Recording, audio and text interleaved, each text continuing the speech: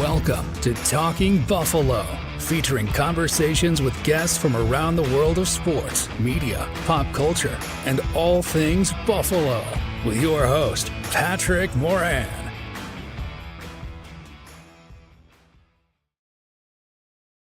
All right, what is going on, everybody? How you doing? Welcome to another episode of Talking Buffalo, your weekday daily driver for Buffalo sports talk and more. My name is Patrick Moran. Big thank you to everyone out there, as always, for watching, for listening, for following, for subscribing. Appreciate you guys very much. Today's episode is sponsored by Sunny Reds, just minutes away from Highmark Stadium, 1841 Abbott Road. Some of the best wings and pizza that you're going to get anywhere. Big supporter of this show, so make sure you guys go out and support them if you happen to be in the area. If you happen to be watching this on the video side, by chance, live here in the moments following the Buffalo Bills just putting it on the San Francisco 49ers. I mean, holy shit, 35-10 prime time. The Bills are officially AFC East division champions. This has been a formality for weeks. Now it is official. They clinched the division. 15 years has been since anyone's clinched a division earlier than the Bills. You have to go all the way back to 2009 with the Indianapolis Colts, 7 in a row for the Bills.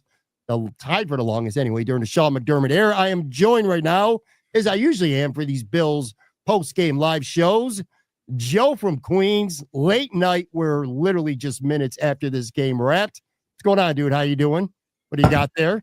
What do we got here? So this is a beer I just got yesterday. It is for the video folks, it is a Omegang Everything Nice is what the beer is called. It's a strong blonde ale with seasonal spices and natural flavor.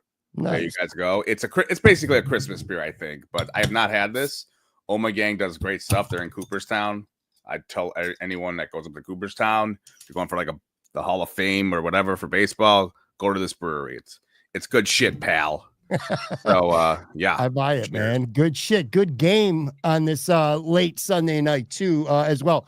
I'll tell you. So now everybody, obviously, I say Joe from Queens. Of course, almost everybody knows that Joe lives in Queens. You've been down in New York City for a long time, but you've been, knowing a thing or two about the Buffalo weather.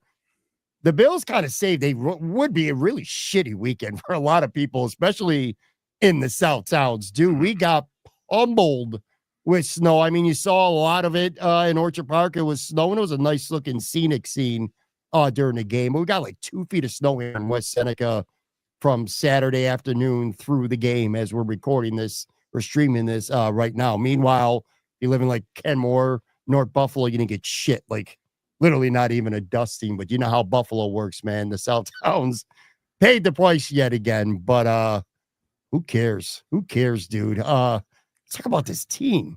Yeah. 23-2, Joe. I saw a stat. I did not realize this until afterwards. And granted, look, they've lost at home in the playoffs the last 2 years. And ultimately, the playoffs is what it's all about. So let's not get too far ahead of ourselves. But this is a team now over their last 25 home games that has won 23. They're 23-2 in their last 25 games. I got 3 big points that where'd you watch the game, by the way? Did you watch it at home tonight?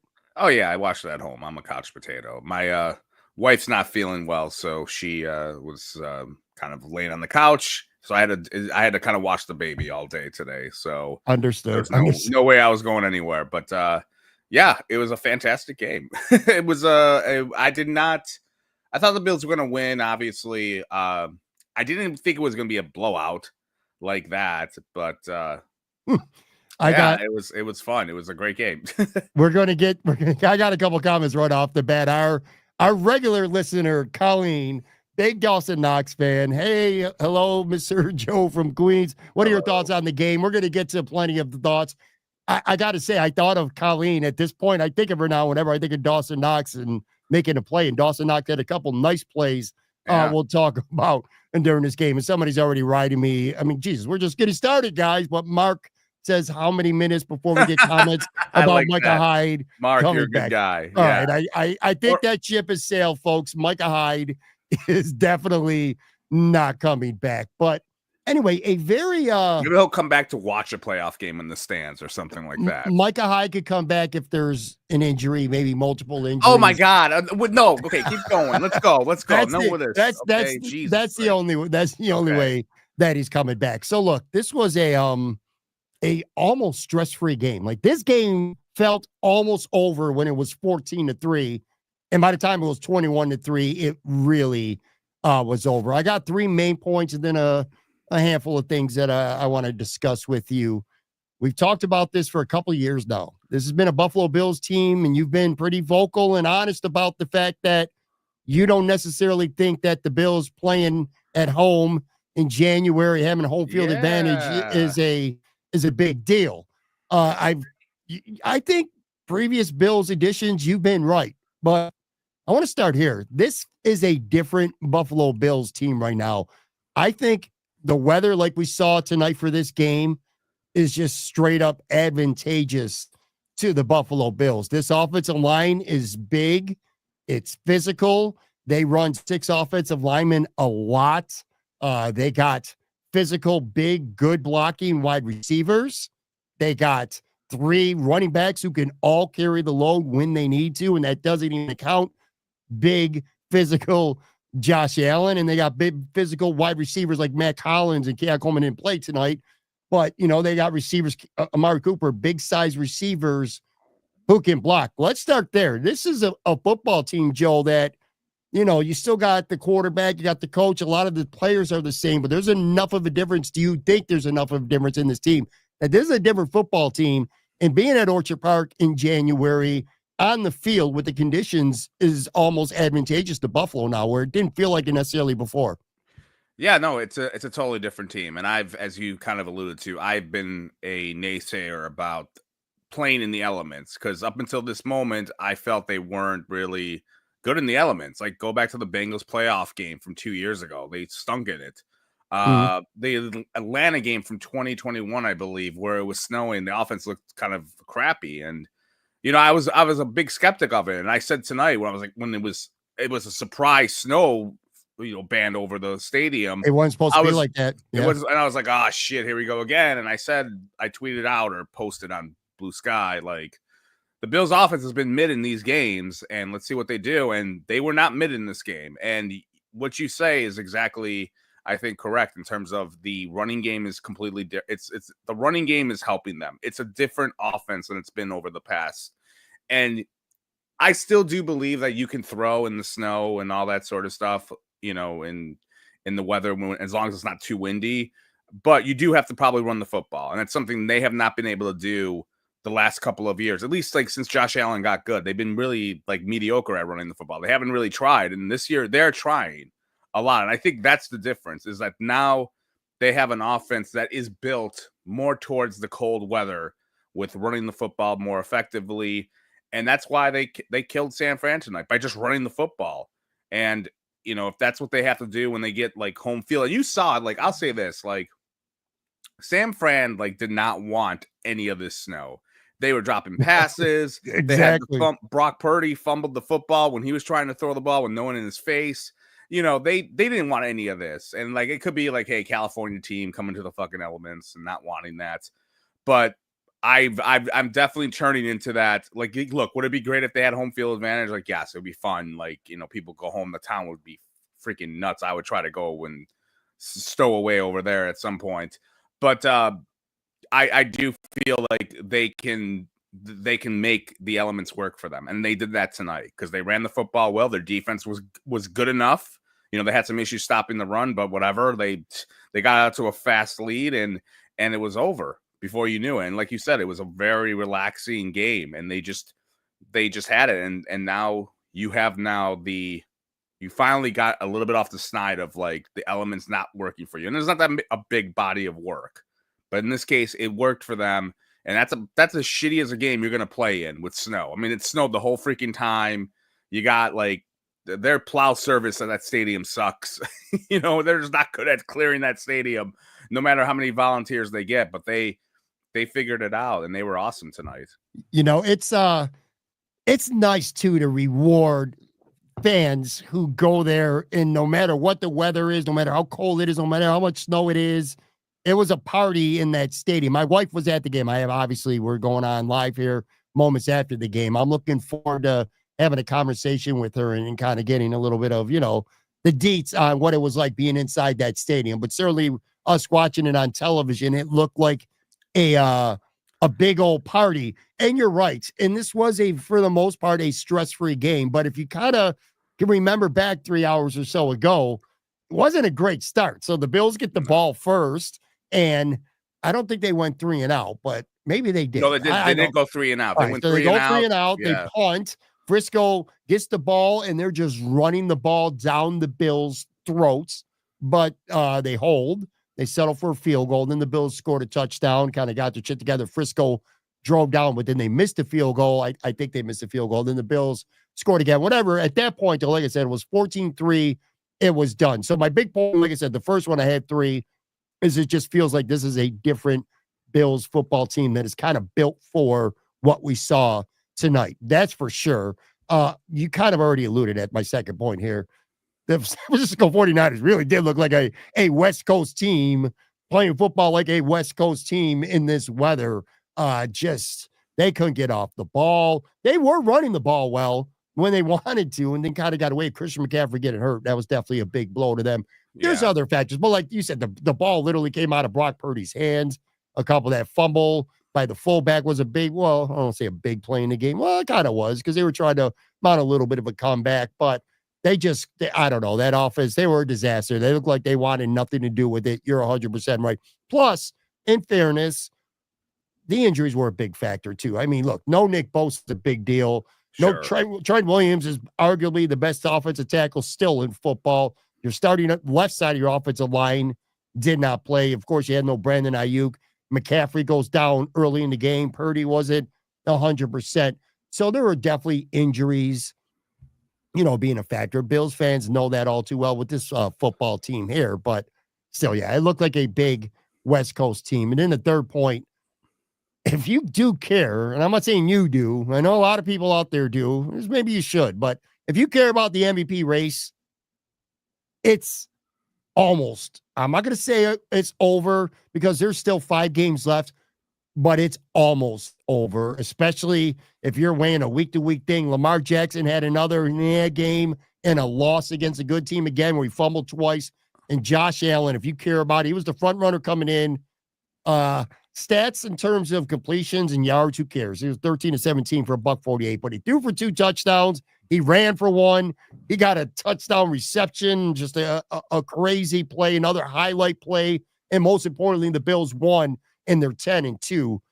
Josh is separating. He's not only the front runner to me anymore. I think he's starting to create distance between Saquon Barkley or Lamar or whoever you want to throw in that mix. He's starting to separate himself a little bit. Do you agree with that at this point? Yeah, I agree with that. I think you also have to look at splash plays. Like when you think of an MVP, you have to have MVP caliber plays. 2 weeks ago, the Chiefs, he has that run on 4th and 2, and it's like the play of the year as Jim Nantz yells while he's announcing it. Tonight, that Cooper play, like Cooper laterally to him, it was fucking insane. Like it was insane. And like you have 2 primetime, like it wasn't primetime 2 weeks ago, but like prime games where it's like he does that. That's what voters think about. That's what I think about. You're like, holy shit. And look, if you take away like certain elements, like I it's him, and then I think Barkley's in the conversation, Jared Goff's in the conversation. But look at it this way: if Barkley was still on the Giants, he would not be doing what he's doing now. He just wouldn't be. That offense is, Daniel Jones is not Jalen Hurts. Okay.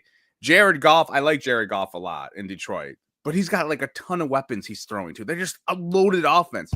Josh Allen has freaking he does not have even close to the weapons those team, the Eagles or the Lions have. The Eagles have 1-2 punch with Smith and Brown, like a wide receiver, and like that offense is loaded.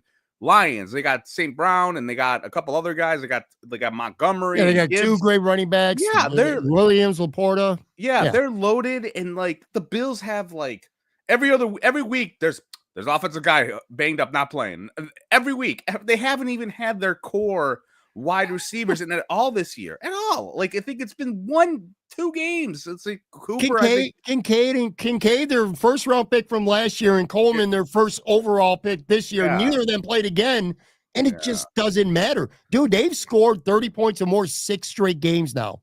Yeah, I mean that's it. Like it's I'm kind of with you. I think it's like it's a week to week. And look, Barkley could have what was it? On Thursday he had over 200 yards, or whether the game before that or whatever. He had over 200. It was a great game. So like he is in that conversation. But again, look at who he's playing with. He is the MVP. Can you imagine this team without Josh Allen and Mitch Trubisky's? Like we're not having. I'm not doing this at fucking 11 o'clock at night. You can go get Aaron Quinn on here for that. I'm not doing that. But with this team, like that's all you look at. Like take those guys away, and those teams are still probably good. The Eagles went to the Super Bowl 2 years ago. Okay, with Miles Sanders as their running back. Like I think I'm with you. And look, Lamar's put up good numbers. He was not great last year, but they're not even in the division. They're not even in first place. They got 5 losses now. Yeah, they got 5 losses. By the way, Tone Pucks is trolling the chat. So a little bit of context here. So Tone says Michael McDonald or Christopher Cross. All right. So I have a group chat with my guy Tone Pucks and his cousin. And I watched a Yacht Rock documentary on HBO Max, and I let them know that I thought it was really good. So anyway, that's what he's trolling about. And bring back Tone Pucks. We need him. We need guys like him. Well, tell Tone Pucks to not reschedule when I'm supposed to make plans to show up to his house. By the way, I have to ask you real quick because I know we gotta. You let your wife went to the game. Did she go with someone or by herself? She went with her brother and a bunch of people. Let me guess. You could have went. But you were like, I have to go home. I have to do my podcast. It's got nothing to do with my podcast. Yes, it totally has to do with it. I'm not that guy. I am not. Props to anybody out there who's not watching this live. But if you see this on Monday or you listen to this on Monday, you're out there partying for the game. You're a real one. I'm not gonna, dude. I won't go when it's warm. You think I'm gonna go when it's cold? You think I'm gonna go when it's exactly? You're not blue collar. You're not a real fan. I'm not cut out for that. I don't. You're not a real fan. You're not blue collar. I'm good with that. I had a blanket over my lap with my laptop on me on the couch with a glass of soda and a sandwich and some chips, watching and enjoying this game. By the way, stalking Jay Skursky's Twitter. Yeah, go ahead. Yeah.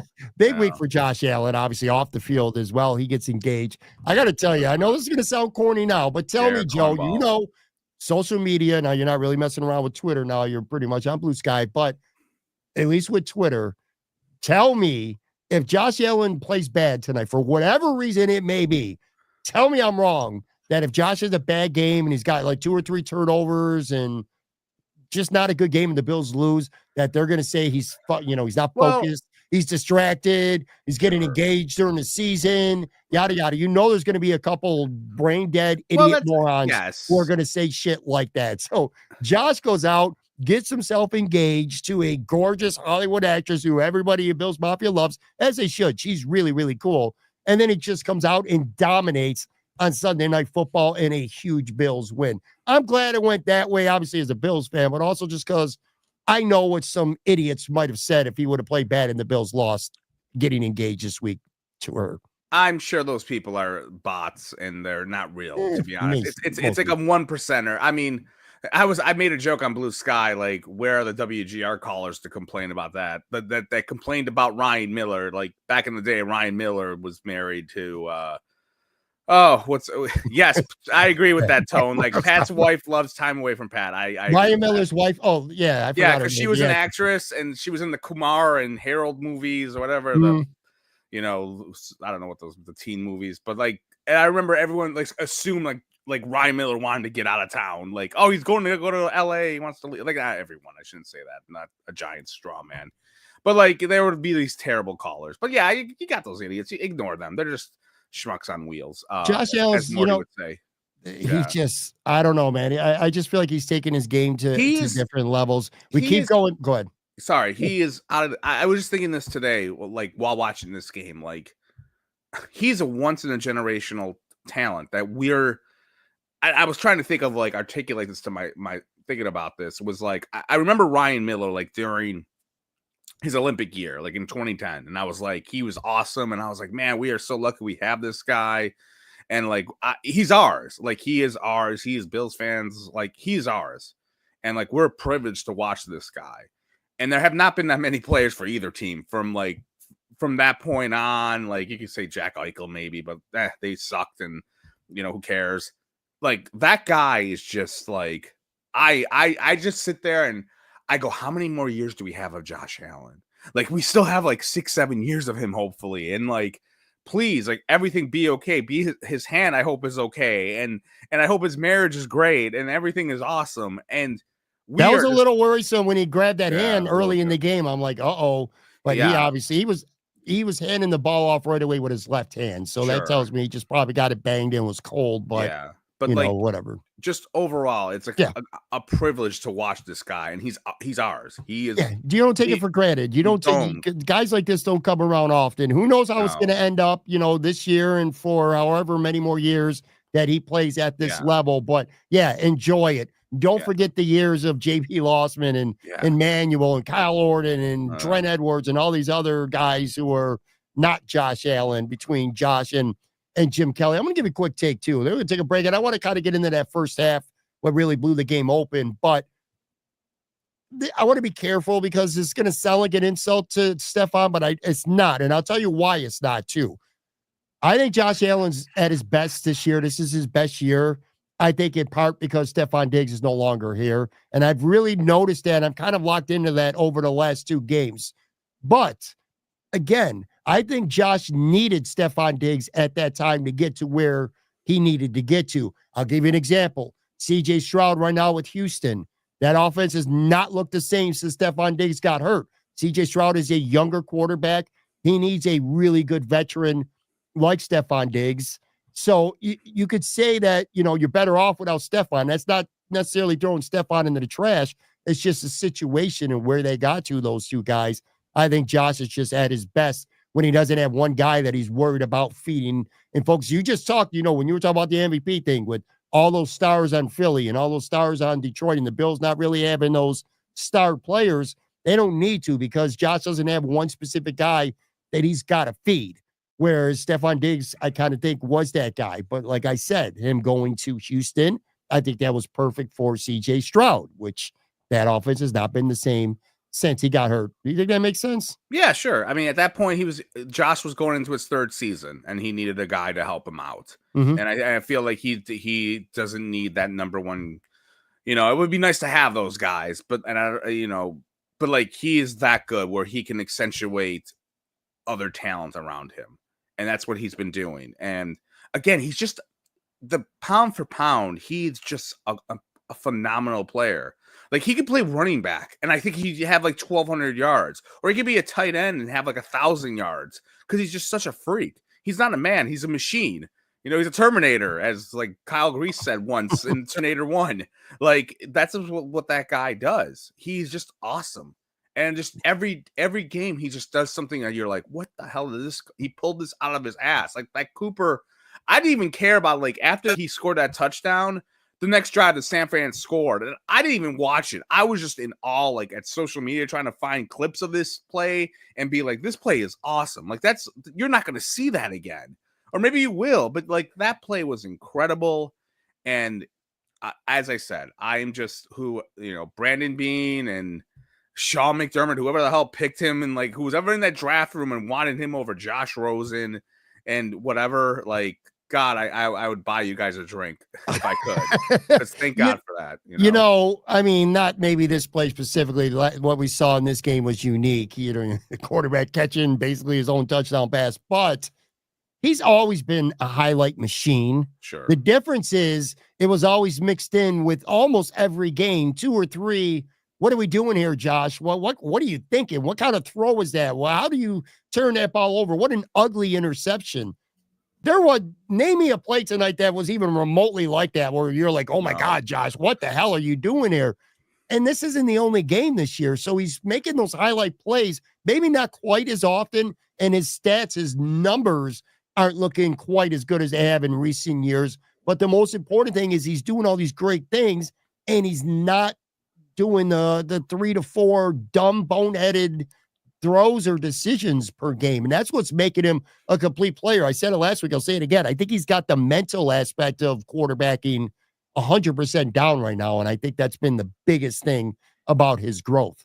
He is the cerebral assassin for football. Ah, Triple H. Triple H. Okay. Yeah. I mean, it's cerebral, like just very calculated right now.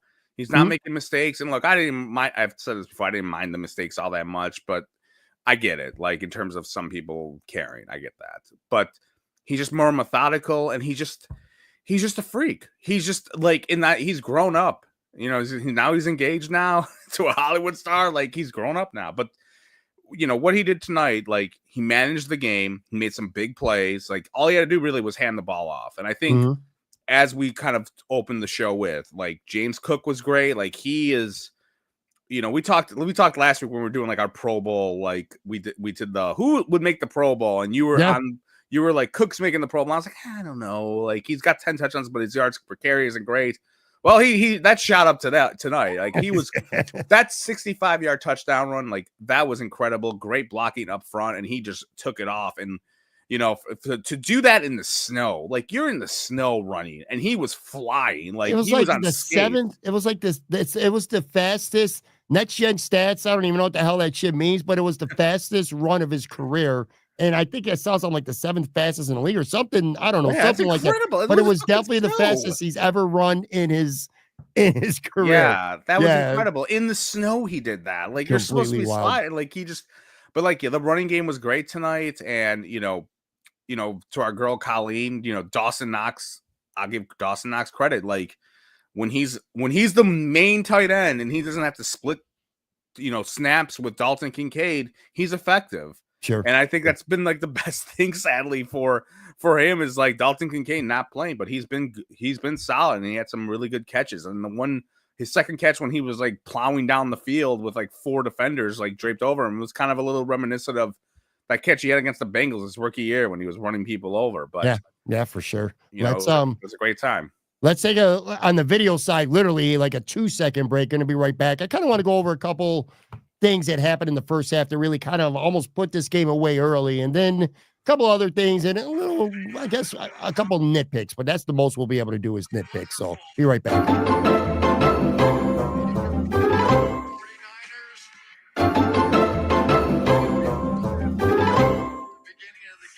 All right, I don't know what's going on here. I got some sound in the background, or is that you?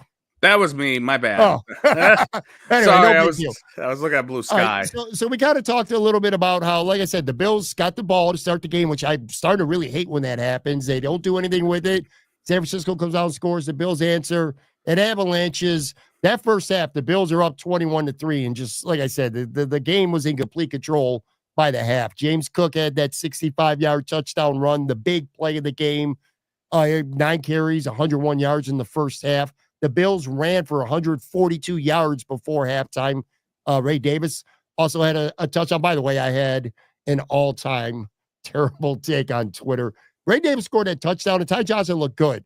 And I said, you know what? I love me some Ray Davis, but I feel like this is going to be a Davis and Johnson kind of game. Quite literally, the next time James Cook touches the ball 65 yards to the house and a touchdown. I could see the logic because like Davis is a grounder and like pounded guy, and you think of like, oh, it's the snow, he's going to pound it, and people are going to be scared to tackle him. I can understand, but yes, it was great timing in terms of that. The third touchdown to me is what really kind of put this game away early and just established that the Bills were just going to be their night. They're going to dominate this game. San Francisco punted. They downed it inside the 3. So the Bills went 97 yards, 9 plays in only like 3 minutes. Like they ran for maybe 2 yards or something on first down. And then that second down play was the big pass to Dawson Knox downfield for like 39 yards. That was a huge play. Then they got 2 splash plays from Cook, like a 16-yard run and like a 12 or 13-yard catch out of the backfield. And then they get inside the 10. It's 3rd and goal.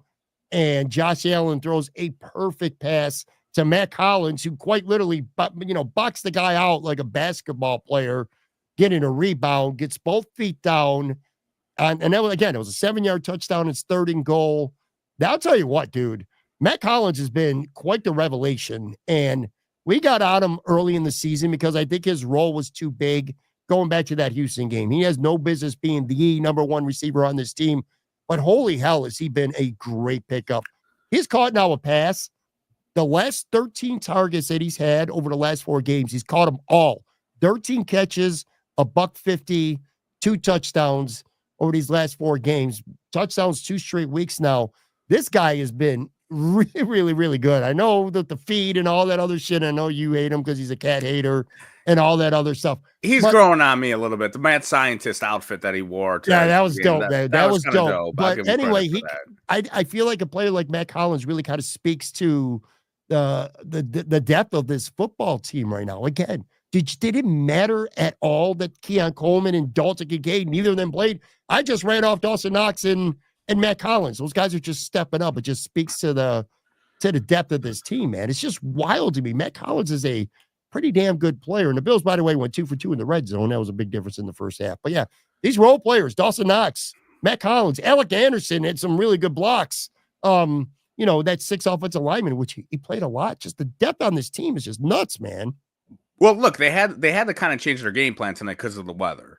Like, I'm sure if it was clear, like Josh Allen would have thrown the ball more, but because it was that way, they had to run it more. And Mac, what makes him different, aside from the bullshit they always talk about with the cat and the feet, he's a bigger target, for the Bills wide receiving core.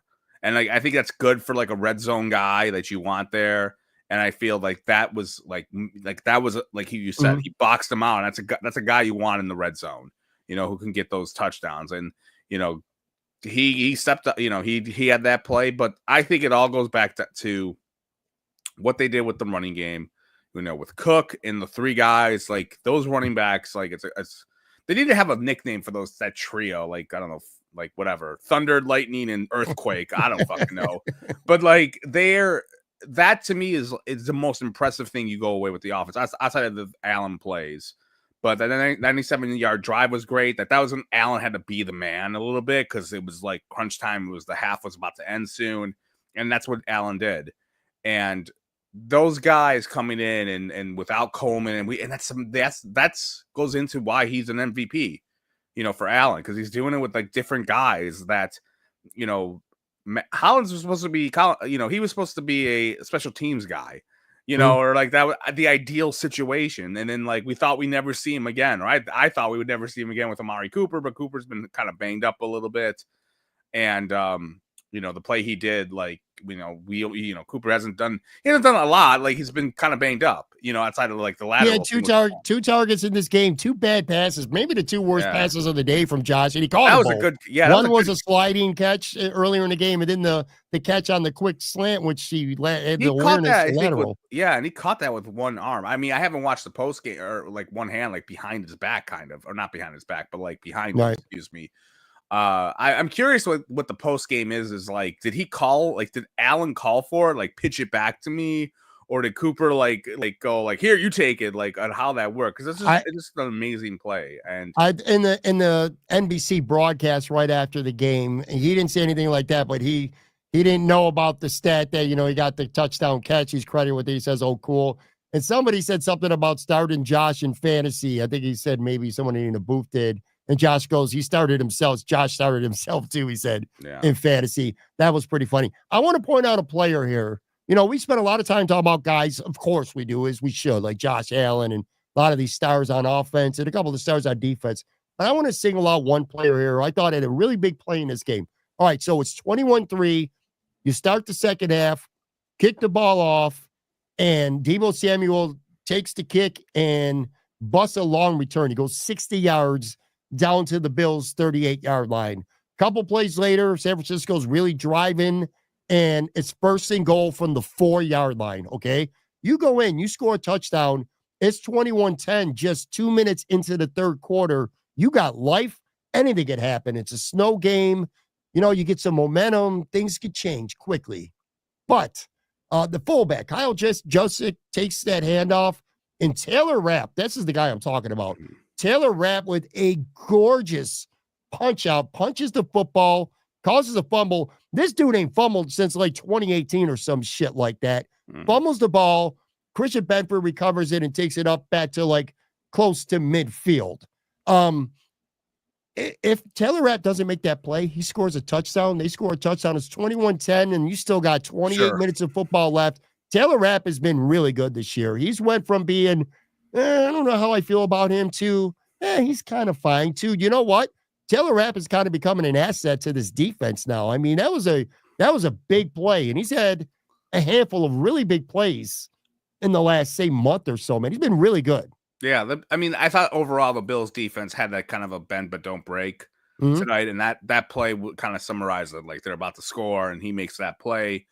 You know, Greg Rousseau, I thought the one sack he had where like he had on Purdy, like it was like third down, and like he ran after him and had like great pursuit and he got him. That was good.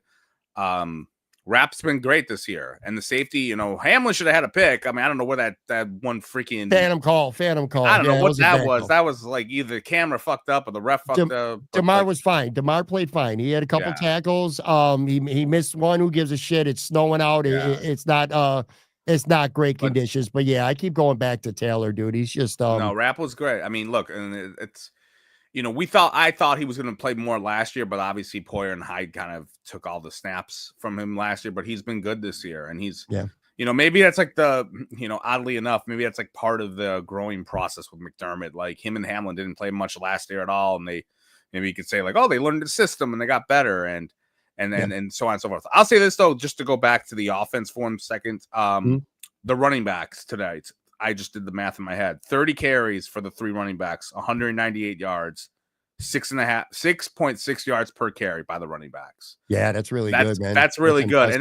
And Davis was good. And like, you know, he didn't have a giant run. Like, you know, Cook obviously had that big run that kind of helped his numbers a little bit, but you know, you do that and you can, and that is the biggest difference, as I've said, with the running the football in comparison to like the last couple of years with Josh Allen. Like, they can run the football, and give credit to Aaron Cromer.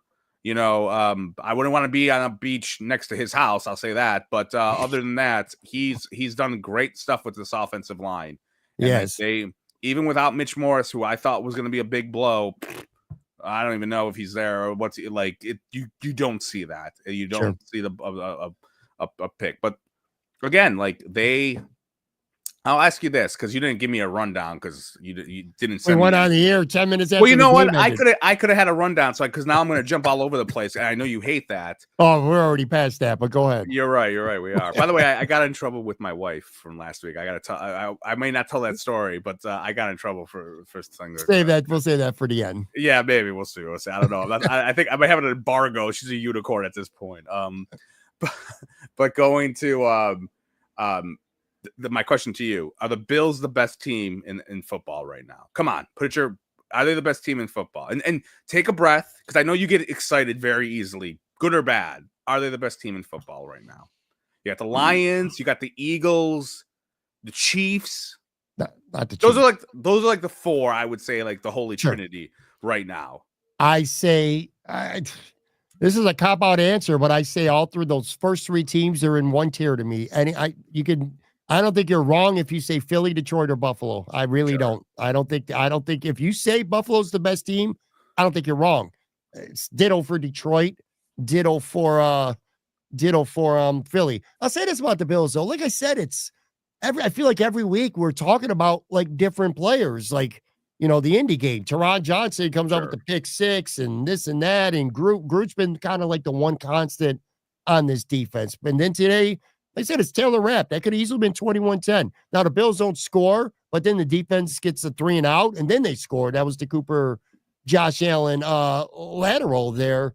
I think the Bills are, if DeMar Hamlin and Taylor Rapp are playing well, or even just reasonably good, I don't think there's a hole on this team. I honestly don't. You show me the hole. If you want to say the safeties are at least adequate, show me the hole on this football team. I just can't find it. I don't think they have one. I mean, you want me to pick at holes? I mean, I'll give you one. I got one. I got one. I got one hole on this team, and I know it's going to sound like a broken record.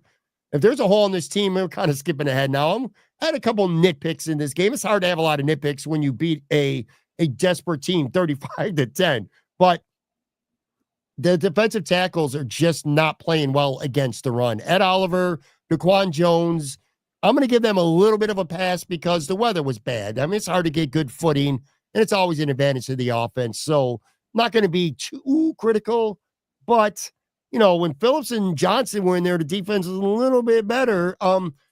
The defensive tackles they're not stopping the run well. Frisco ran, I have the stats somewhere in my notes. They ran for 119 yards in the first half. They only had 3 points to show for it, though, because they missed 2 field goals. Again, Frisco's been really bad this season at being good in the red zone.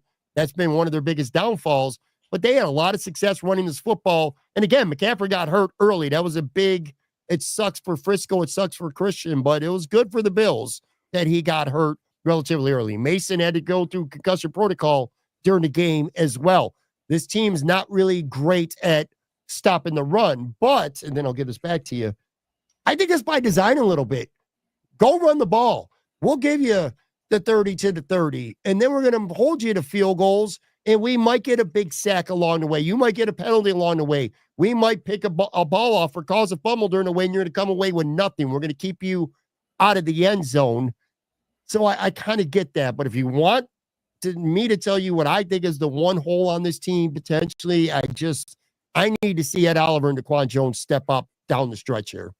Yeah, I mean, it was tough against the run tonight, especially with those conditions. But we have seen blemishes of the defensive line getting kind of a little manhandle at times. But let me just say this. Hold on, before you do, I got a couple comments too, good ones that I've kind of marked, and I'm going to save them for the end of the episode. So I just want people to know where if they're watching us on the live video side. Yeah, and you can send questions to us too. We'll love to address them. I think the best run defender for the Bills is Josh Allen, because if they're scoring 30 points with him, then it doesn't matter. Go ahead, run the football, enjoy it. The San Fran was down by a ton today. And they had no choice really in the second half. They were like, okay, well, we got to start throwing the football. That's when you have a great defense against the run, because then they got to abandon that. And Josh Allen to me is kind of the best run stuffer in a way, because once they start scoring, you got no choice. You got to start throwing the football more. And I think that's their best run defender. I will say in terms of weaknesses, I'm still not completely sold on the wide receiving core yet. They just haven't been healthy. So I'm just curious what's going to happen. Even though it's that's kind of a little bit of a worry is like that and down the field passing, but maybe they don't have to do that. Who knows? But those two things I think are the worries: stopping the run, how the downfield passing is going to be with the wide receivers. I'm not that worried about the wide receivers as of right now. I just think they're doing other ways to get the ball going because they have the running game working for them. Yeah, there's no Stephon Diggs on this team anymore. Yeah. So I mean the numbers aren't going to be there, but I don't. Did you Matt Milano, did you notice anything about him tonight?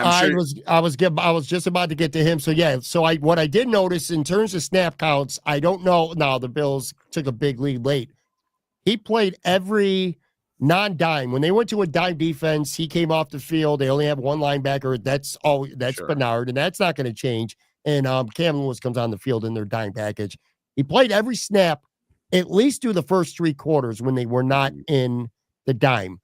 I thought it was so-so. This is one of the things that I'll look forward to going back and rewatching the game on Monday at some point. I don't think it was a great game. But, dude, he hasn't played in, 4 some days, a year, a season and a half. He hasn't even He's played. He's going to need a game or two. I do remember saying to myself, he had one nice tackle in the open field. I was like, that's the best play of the game for him. And then the very next play, he whipped on a tackle, and that's when the Frisco running back scored. And I was like, well, that was the worst play he had this game. He didn't have any real impact, but I think just him being on the field, hopefully he comes clean, on Monday, is no further aggravation of his injury. I just think it was important for him to get his feet wet and play. I was very surprised that he played as much as he did. I thought it might be a little bit of a timeshare with him and Dorian, but it's really, really clear now that Matt Milano, if he stays healthy, is going to play all the time, at least in their defense. I think they really needed him tonight because San Fran was going to run the football a ton. And I think that's kind of why he played probably a lot. Maybe it wasn't by design, but because San Fran wanted to run the football, they put him in a little bit more. He's their star. I think you got to get him the reps. You can't, I know people are like, well, what if he gets hurt again? Well, if he gets hurt again, he gets hurt again. I like Dorian Williams, man. I'm going to be honest with you, based on this game and my initial impression, and it might be different tomorrow, but right now, I think the Bills defense in this night for this game would have been better off with Dorian Williams playing. And it's because he's just a little bit more physical, kind of a traditional style linebacker. Well, I don't know about that. For this game. Now, but again, you got to get Matt his reps. If you want him good for the last 2 to 3 games, you want the old Matt Milano back. I don't know how restrictive that thing that he had on his arm is. I don't know how long he'll be wearing it. You're going to regret that comment. Season. You're going to regret that comment tomorrow, I bet. About what? About Williams over Milano? I mean, for tonight, come on. For this game, if this was the Super Bowl, if this was the Super Bowl tonight, if this was the Super Bowl, I think Matt Milano should not have been out there just as much as he was anyway, because I think Dorian Williams is a better fit now. Now, when Matt Milano gets his legs under him in a couple weeks, that's a different story. I think it's very hard to judge. It was a shitty weathered game. Like defensive players are not going to look. That's fair. Good. Okay, so I agreed. Don't tell Greg Rizzo that though, because that dude just keeps looking good every week, man. No, Sack, he does. Fumble recovery, tackle for a loss. Douglas had a nice game. He had that one off Rasheed Douglas. He had the 5-yard loss on the running play. I think it was earlier in the game. Like he's a very physical defender. Like he gets in that box. Like he's a great trade like that. I feel like he doesn't get talked enough because you have Benford and I think a lot of people like there's Hamlin kind of like not. And I say that in more of like it's like oh my god it's incredible like Hamlin plays. He almost died. Blah blah blah. And then like Douglas just doesn't really get all the attention, but he's a good ass player. That's the thing about the Bills. The Bills based nickel defense. You think nickel defense, that's your DB. You're going really, really small, and you are in a way. But the thing about the Bills is their smaller guys are very physical. Benford and Douglas are both very physical corners.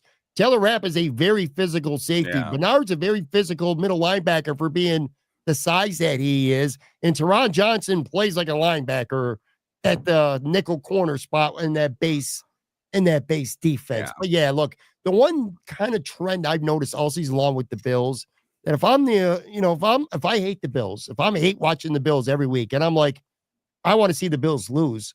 My biggest beef with their opponents this year is why are you getting away from the run as much as you do? You can't stop the run up the middle. The Bills had no answer for that. If I was Frisco tonight, I might have said, you remember the New England game where I think Mac Jones or whoever the quarterback was, he threw like 3 times that whole game, I think it was, when the Bills lost on Monday Night Football, the win game. If I'm Frisco, I'm considering doing that in this game tonight. I would have just kept running the ball up the middle, first, second, and third down, because I don't think the Bills' middle of the defense is built to stop the run like that. But teams just get away from it. You stop them on, it's 2nd and 8. Oh, now I got to throw. I got to do something. Well, again, it goes back to the offense. If the offense is scoring, then you have to kind of panic and stop running the football against them. If it's an ugly game and it's like 6-9 or something, like, yeah, you don't have to do that or whatever, but you can't afford that because the offense is scoring 30 freaking points a game. And like whatever, 6 straight games. I'll say this in because I think unless you have any other closing arguments or takes. I got a couple quick things, but go ahead. All right. I just want to say, like, we haven't mentioned this. They won a division tonight. Like, they're the AFC East division champions. I mean, actually, you did mention it I mentioned it at the beginning. You were you were locked. I forgot about that. You did say that. 5 straight. Yeah, this is like I said, this is the earliest anyone in the league has clinched the division, going all the way back to 2009. The Indianapolis Colts were the last team to clinch the division this early. It's just it's just pretty wild to me. And like I said, it's just player after player, week after week. Dawson Knox, I really was impressed with him. I know we talked about him already. I kind of just flying through my notes. My nitpicks, like I said, Oliver and Jones, the defensive tackles weren't good tonight, but I'm going to give them somewhat of a pass because of the weather. And my nitpick column, I got so return for Matt Milano, but it was also, like I said, what's your expectation supposed to be when you're playing in goddamn snow and it's your first game back in a full season and a half? Just him being out there and getting the reps, I think, is what mattered most. The one thing I was kind of annoyed about, it didn't matter this game, but in a close game, a playoff game, this might matter.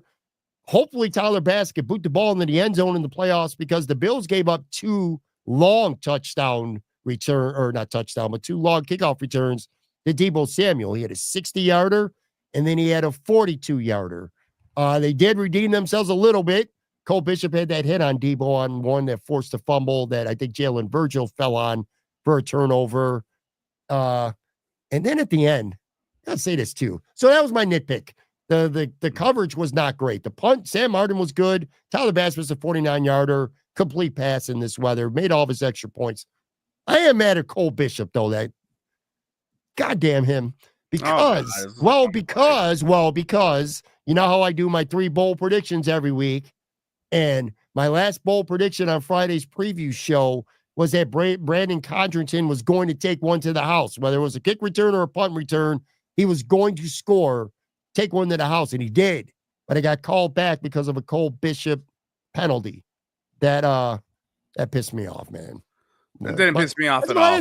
You're an idiot. What else can you bitch about, man? It's like I said, the run defense needs to be better, but who gives a shit? Let me get to a couple comments here that I had bookmarked. I think we already talked about this one.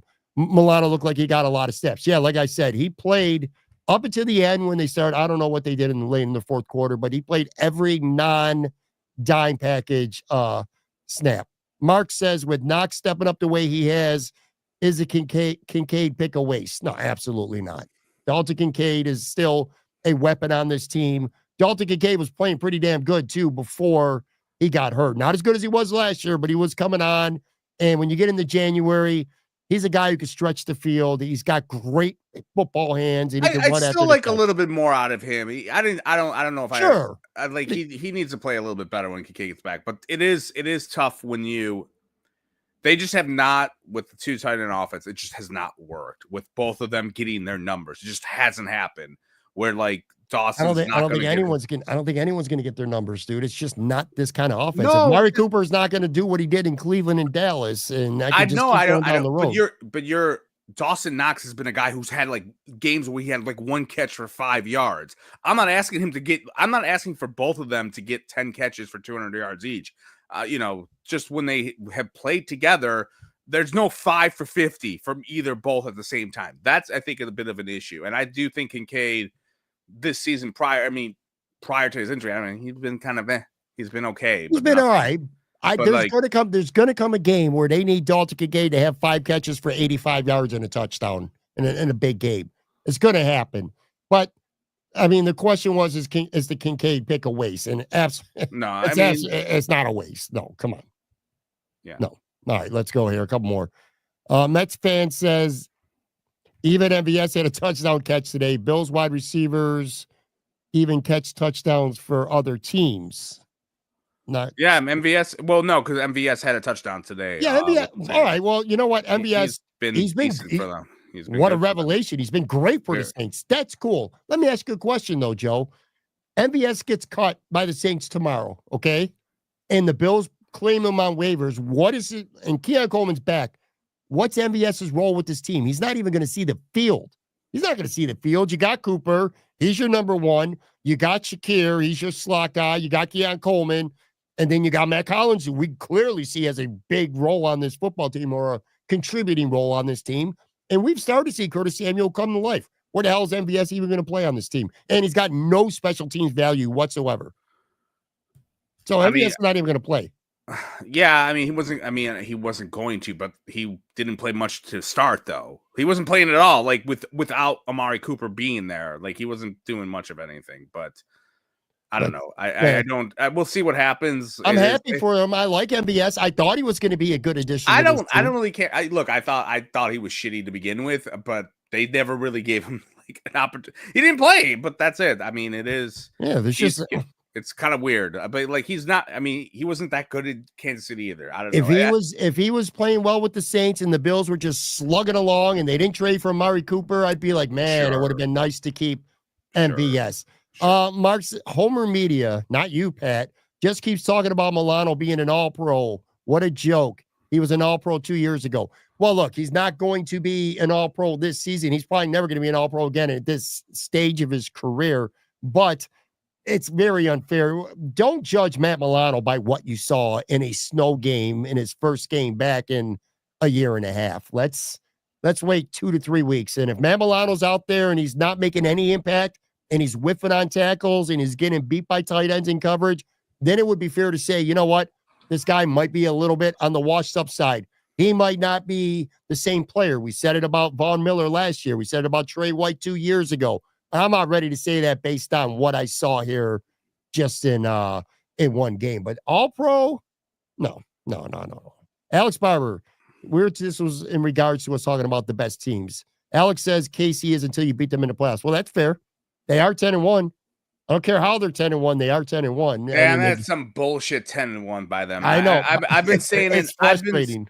I've been saying that they're like the 2019 Patriots, where it was Brady's last season, and they had started like 10-0, and it was like they were winning by a lot, which unlike the Chiefs, they're not doing that now, but they were winning by like special teams and like defensive touchdowns and all that shit, and then they fell apart at the end, and they lost to Vrabel and the Titans in the playoffs. I'm hoping that's the case for the Chiefs, but like they just been like not very good at, like, you know, they almost lost to the Raiders and freaking they lost to the Panthers too. I completely agree. It's just crazy. Like we talked about on the show, and they are 11-1. Leanne was right. I said 10-1. The Chiefs are actually 11-1 right now. But look, they're winners. They know how to win. They're the 2-time defending Super Bowl champs. They've won. I don't even know what the stat is, but they won a ton of one-score games in a row. On paper, the way they're playing, they're not playing as well as the Bills, the Lions, and the Eagles, but it's a fair point to at least put them in that same tier and say, look, you got to beat them when the clock reads 0, and the Bills are the only team this year to do that. I think I have one or two more here. This one. All right, so we were talking about holes on the team, and I said I can't find one. The hole is Sean McDermott. The hole in the playoffs has been Sean McDermott in the past.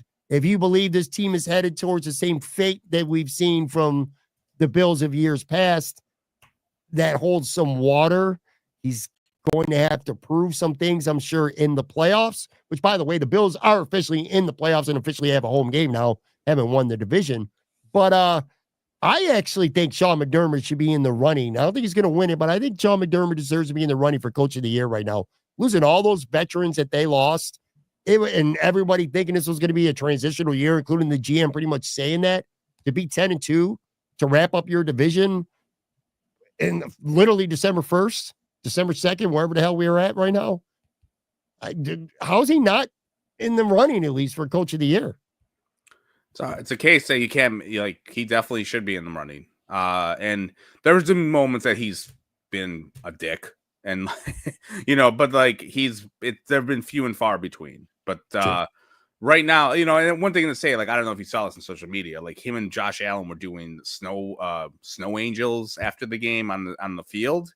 McDermott and Josh Allen together, which is kind of like what? Like amazing. Like, you know, I think back a little bit, you know, we've talked about like after the Tyler Dunn piece came out last year. And maybe it was like a wake-up call for Sean, maybe to have a little fun, maybe. You know, he was doing fucking snow angels. Like, if you were to tell me he's doing snow angels on the field after a win, I would say that's bullshit. That's not happening.